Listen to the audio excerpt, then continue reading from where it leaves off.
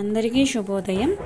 ఈరోజు పంచాంగం ఉత్తరాషాఢ నక్షత్ర జన్మ దోషములు లక్షణములు మరియు ఈరోజు ఏ పనులకు మంచిది, ఇంకా ఈరోజు వడిబియ్యం పెట్టుకోవడానికి పనికొచ్చే వారాలు, తిథులు, ఇంకా నెలలు ఏవో చూద్దాం ఈరోజు వీడియోలో. సెప్టెంబర్ సోమవారం ఇందువాసర 9/9/2024 శ్రీ క్రోధినామ సంవత్సరం భాద్రపద మాసం వర్ష ఋతువు దక్షిణాయనం. ఈరోజు విశేషం స్కంద షష్ఠి.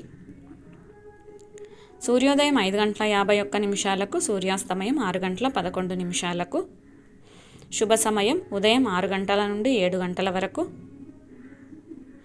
రాహుకాలం ఉదయం 7:30 నుండి 9:30 వరకు.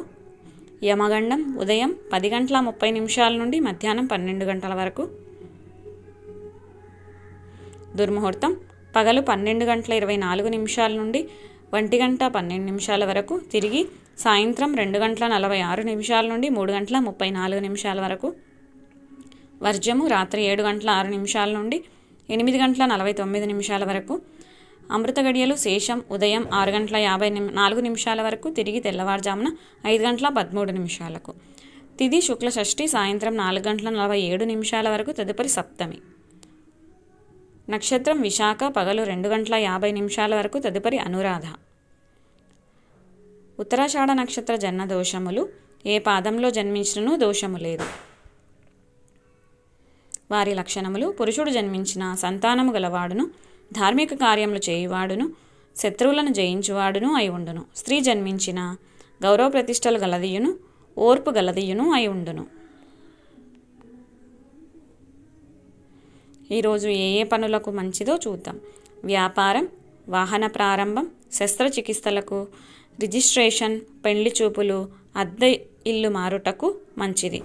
వడిబియ్యంకు పనికొచ్చే వారాలు, తిథులు, నెలలు ఏంటివో చూద్దాం.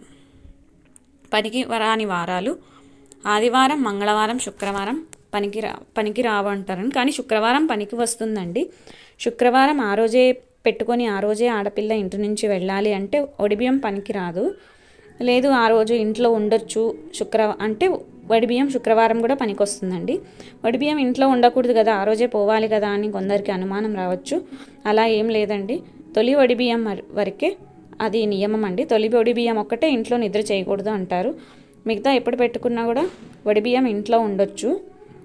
ఒకవేళ వాళ్ళు ఆ రోజు ఉండకూడదు, ఊరికి పోవాలి అనుకునేపాటైతే శుక్రవారం పెట్టుకోకూడదండి.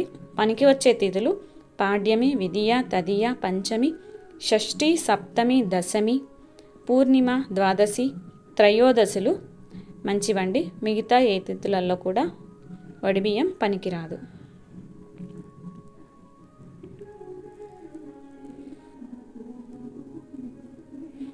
పెట్టకూడని రోజులండి: మహాలయ పక్షాలు, మౌఢ్యమి, ఆషాఢ మాసంలో వడిబియ్యాలు పెట్టుకోకూడదండి. వడిబియ్యం ముందుగా పెళ్లిలో ఇద్దరు దంపతులకు పెడతారండి. తర్వాత సంవత్సరం లోపు పెడతారు. సంవత్సరానికి ఒకవేళ ఆ అమ్మాయి ప్రెగ్నెంట్గా ఉంటే పిల్లకు నెలలోపు, 3 నెలలలోపు, 5 నెలలలోపు, 9 నెలలలోపు లేదా సంవత్సరం లోపు వడిబియ్యం పెడతారండి. తర్వాత సెకండ్ డెలివరీ అయ్యాక కొంతమందికి డౌట్ ఉంటుంది కదండి, పెళ్ళి నుంచి లెక్కన, సెకండ్ డెలివరీ నుంచి లెక్కన, లేదా ఫస్ట్ డెలివరీ లెక్కన వడిబియ్యం పెట్టుకోవడానికి అని డౌట్ ఉంటుంది కదండి. అలాంటి వాళ్ళకి సెకండ్ డెలివరీ నుంచే లెక్కనండి. సెకండ్ డెలివరీ అయిన ఆ పాప ఉంటుంది కదండి, ఆ పాపకి నెలలోపు, 3 నెలలలోపు, 5 నెలలలోపు, 9 నెలలలోపు వడిబియ్యం పెట్టుకోవచ్చండి. తర్వాత సంవత్సరం వడిబియ్యం పెట్టుకోవచ్చు. పెట్టేవాళ్ళు సంవత్సరం పెడతారు కదండి. లేదా 3 సంవత్సరాలకు ఒకసారి వడిబియ్యం పెట్టుకోవచ్చు. 3 సంవత్సరాలకు ఆ పాపకి, చిన్న పాపకి 3 సంవత్సరాలు వెళ్ళిపోయేలోపు వడిబియ్యం పెట్టుకోవచ్చు. అలాగే మళ్ళీ తిరిగి 3 సంవత్సరాలకు, మళ్ళీ ప్రతిసారి 3 సంవత్సరాలకు వడిబియ్యం పెట్టుకోవచ్చు. వడిబియ్యంలో కావాల్సిన సామాన్లు అండి, ఏమేమి అవసరమో చెప్తాను. అమ్మాయికి పెట్టే చీర అండి. కొన్ని ప్రాంతాల్లో 2 చీరలు పెడతారు, కొన్ని ప్రాంతాల్లో 1 చీరే పెడతారు. చీర, జాకెటు, 5 పావుల బియ్యము, 5 కొబ్బరి గిన్నెలు, 5 వక్కలు, 3 జాకెట్ పీసులు. 3 జాకెట్ పీసులు అని ఎందుకు చెప్తున్నా అంటే అండి, ఒక చీర, జాకెట్ అమ్మాయికి ఇచ్చేవి, ఇంకా 3 జాకెట్లు, మొత్తం 5 అవుతాయి. ఒక వడిబియ్యం సెట్టు, 5 కర్జికాయలు, 5 పండ్లు, 5 ఎండు ఖర్జూరములు, 1 పసుపు కుంకుమ ప్యాకెట్, అంతేనండి, ఇవి వడిబియ్యానికి కావలసిన వస్తువులు. ఆడపిల్లకు అసలు వడిబియ్యం ఎందుకు పెడతారంటే అండి, పుట్టింటి వాళ్ళు అమ్మాయిని పిలిచి మేము నీకు ఉన్నాము అనే ధైర్యము, మేము నిన్ను గుర్తుపెట్టుకున్నాము అనే ధైర్యం ఇవ్వడానికి ఆడపిల్లకి వడిబియ్యం పోస్తారండి.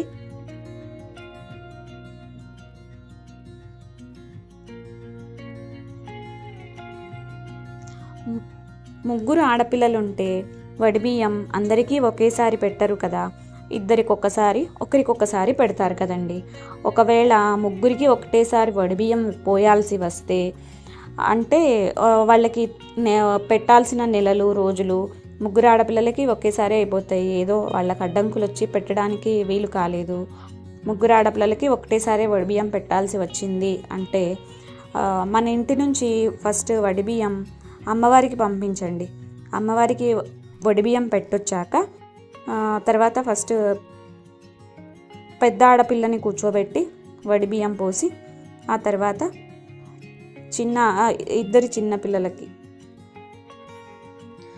ఇద్దరు ఆడపిల్లలకి తర్వాత మళ్ళీ వడిబియ్యం పోయొచ్చు. మనము ఇంట్లో ముగ్గురికి పోసినాము అనే అనుమానము ఉండదు కదండి అప్పుడు, ఎందుకంటే నలుగురికి ఆ రోజు వడిబియ్యం పోసినట్టు అవుతుంది. అంటే అమ్మవారితో పాటు నలుగురు అవుతారు కదండి, మన ముగ్గురు ఆడపిల్లలు, అమ్మవారు కూడా మనకి ఆడపిల్ల లాంటిది, మనకు నలుగురు ఆడపిల్లలు అవుతారు. అది అంటే అది మా ఇంట్లోనే జరిగిందండి. మేము ముగ్గురు అక్క చెల్లెళ్ళము, ఒకటే సందర్భంలో మాకు వడిబియ్యం పెట్టుకోవాల్సి వచ్చింది. మాకు రోజులు అయిపోతాయని మేము అలాగే ఒకటే రోజే పెట్టుకున్నామండి. మీకు ఎవరికైనా ఏ సందర్భంలోనే ఉపయోగపడుతుందని ఈ విషయం మీతో చెప్తున్నానండి. ఇంకా మీకు వేటి గురించైనా అనుమానం ఉంటే, ఇంకా దేని గురించైనా వీడియో చేయాలి అని మీరు అడిగితే నేను ఆ వీడియో చేయడానికి ప్రయత్నిస్తానండి. వడిబియ్యం గురించండి ఇంకొక మాట. వడిబియ్యం పోసుకున్నాక కొంతమంది తెలుసుండదండి. వడిబియ్యం పోసుకున్నాక కొన్ని వడిబియ్యంలో బియ్యం తీసుకొని మన చెరుకు కట్టుకొని అత్తవారింటికి వెళ్ళాక ఆ వడిబియ్యం పండగ చేసుకున్నాక ఆ చెరుగులో ఉండే బియ్యము దేవుడిపై వేసి నమస్కరించుకోవాలండి. మా ప్రాంతంలో అయితే అలా ఉంటుందండి. మీ ప్రాంతాలలో ఎలా ఉంటే అలా సంప్రదాయాలు చేసుకోండి. అదైతే మా ప్రాంతీయ సంప్రదాయం. మీకు ఈ వీడియో ఉపయోగపడితే దయచేసి లైక్ చేసి, షేర్ చేసి, సబ్స్క్రైబ్ చేయండి.